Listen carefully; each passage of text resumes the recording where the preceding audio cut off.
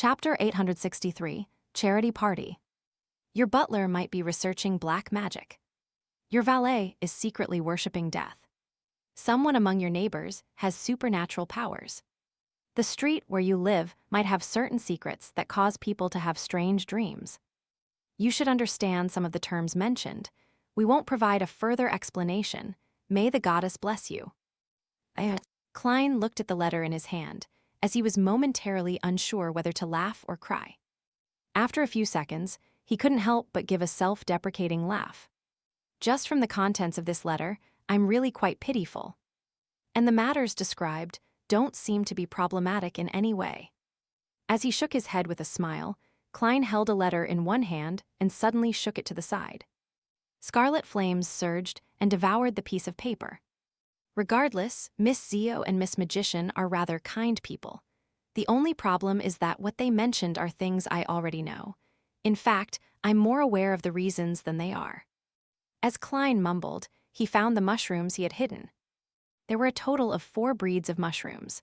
One was 3 dried products that could react with water and fish. The second was a new breed with golden caps as they emitted the smell of flour. The third was white with specks of black spots. They were swollen and puffy, as though a liquid was flowing within them as they exuded the smell of milk. The fourth had strange gills running down its 2 sides. Their surface was filled with dense and soft scales. Klein swept his gaze at these mushrooms and took out a gold coin. He caught it after flicking it. After confirming the results, he took off the ordinary glove he previously wore. With his bare skin, he grabbed the 3 new mushrooms to test various scenarios that Frank Lee hadn't mentioned. They felt normal to the touch, and there weren't any changes to the mushrooms. Klein heaved a sigh of relief, no longer afraid that the level of danger they possessed had exceeded his capability.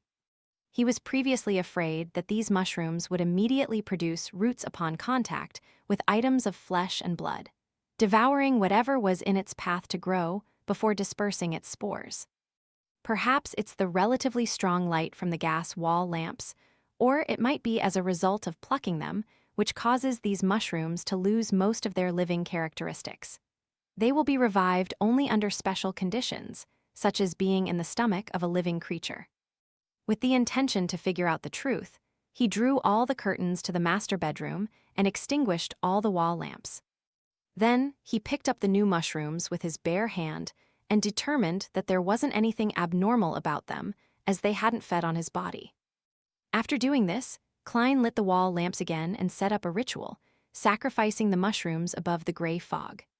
Sitting in the fool's seat, he wasn't in a rush to summon creeping hunger. He first summoned a metal bottle that had his blood inside to the long bronze table. Right on the heels of that, he poured a drop of blood on the table and piled the 3 new breeds of mushrooms onto it.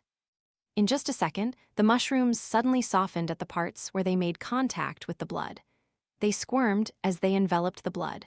Whatever they made contact with grew a dense array of needle-like hair.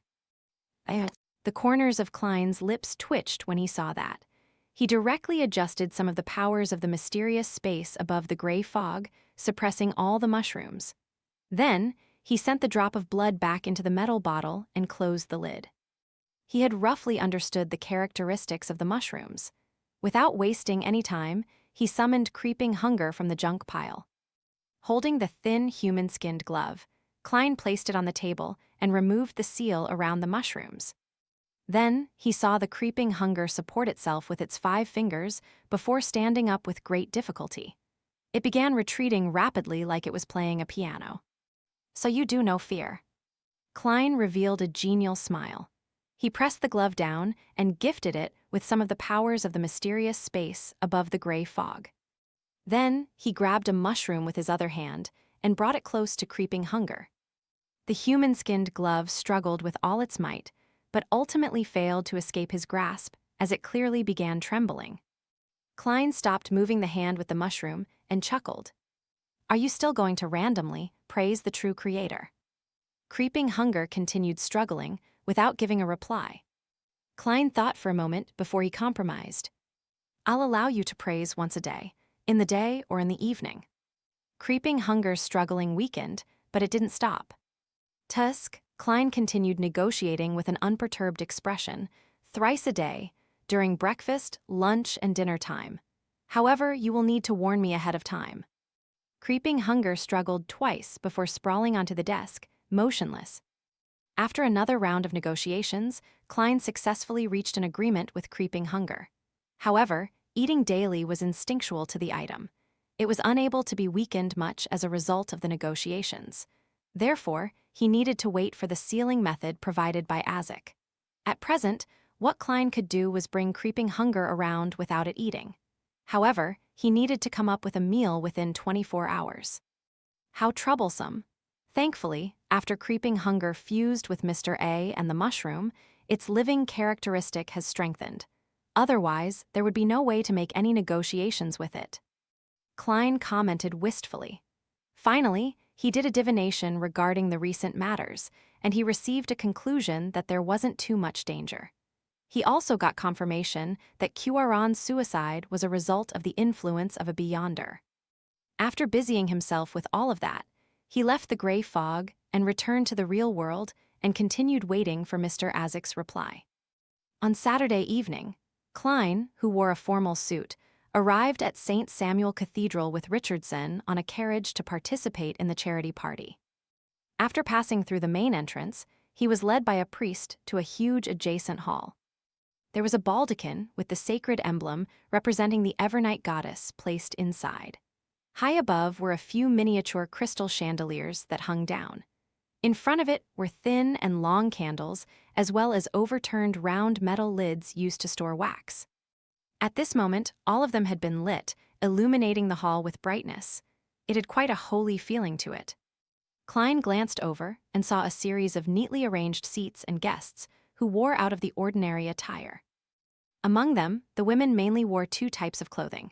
One was dresses that were either bright or dark colors, and they were bold and liberal in their dressing, allowing one to see the fair flesh at their bosoms or their shoulders. The other type wore pure and fresh colors in relatively conservative dressing. Even their collarbones could hardly be seen. Some of them even had theirs concealed. Based on what Klein knew, this was the difference between married and unmarried women in the Lone Kingdom. As for widows and divorced, they could choose between the two. However, the former tended to choose darker colors. Aside from those, Klein also saw shimmering necklaces and exquisite earrings, as well as all kinds of valuable accessories. They were a lot more impressive than what the guests that attended the ball or banquet which Macht and himself had hosted. After walking into the hall, Klein greeted the bishops, Macht, and others he knew and exchanged pleasantries. At this moment, there was a sound from the door as many guests turned to look back, revealing their smiles as they walked over.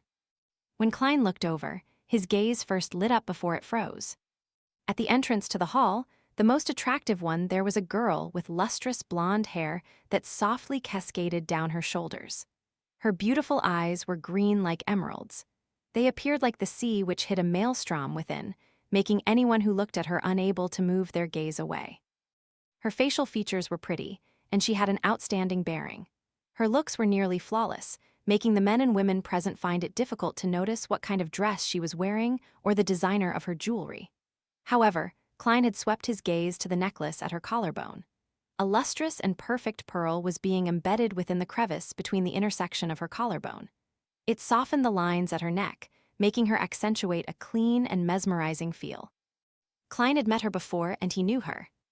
She was none other than the Tarot Club's Miss Justice. Back when she used magic mirror divination, Klein had seen her before. Immediately, Klein moved his gaze away, without daring to take another look. This was an instinctive reaction of his, as he knew that Miss Justice was a beyonder of the spectator pathway. If he garnered her attention, it was very easy for her to read his true thoughts and secrets based on the changes in his expressions and body language. But his racing mind quickly forced him to turn his head back as he continued casting his gaze at Miss Justice.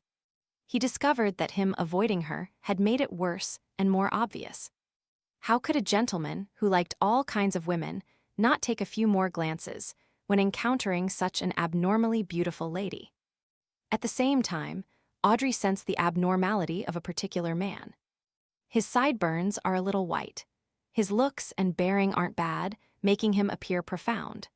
This is likely Mr. Dwayne Dance, who donated more than £10,000 in an attempt to establish a bursary foundation for the poor. His reaction was a little odd, as though he was trying to hide something. To Audrey, Dwayne Dance's act of moving his gaze away was actually very normal. She had encountered many similar situations in the past. Some men would indeed subconsciously turn their heads away after seeing her, as though afraid that she would notice it, or that they would make eye contact, exposing their moment of being mesmerized. Therefore, what was odd wasn't that Dwayne Dance had moved his gaze away. Instead, he had turned his gaze back again. In addition, Audrey felt that the greatest problem was that the gentleman's emotions were more of shock instead of amazement. What's he shocked about? What is he trying to hide? With her questions, Audrey greeted her parents and brother, and the people that gathered over with a faint smile. Seeing Miss Justice no longer paying attention to him, Klein secretly heaved a sigh of relief as he began thinking. I need to be careful later and play the role of Dwayne Dance well. I mustn't let a spectator notice any problems. Regardless of whether Miss Justice noticed it or not, I've already thought of the excuse for my abnormal reaction. Miss Justice is indeed a lady from a powerful aristocratic family. I wonder what her last name is exactly. I'll ask Macht or Bishop Electra later. Amidst his thoughts, Klein frowned slightly, having a nagging feeling that he was being watched. Following his spiritual intuition, he swept his gaze towards the door. Outside the door in the shadows, there was a golden retriever sitting there silently.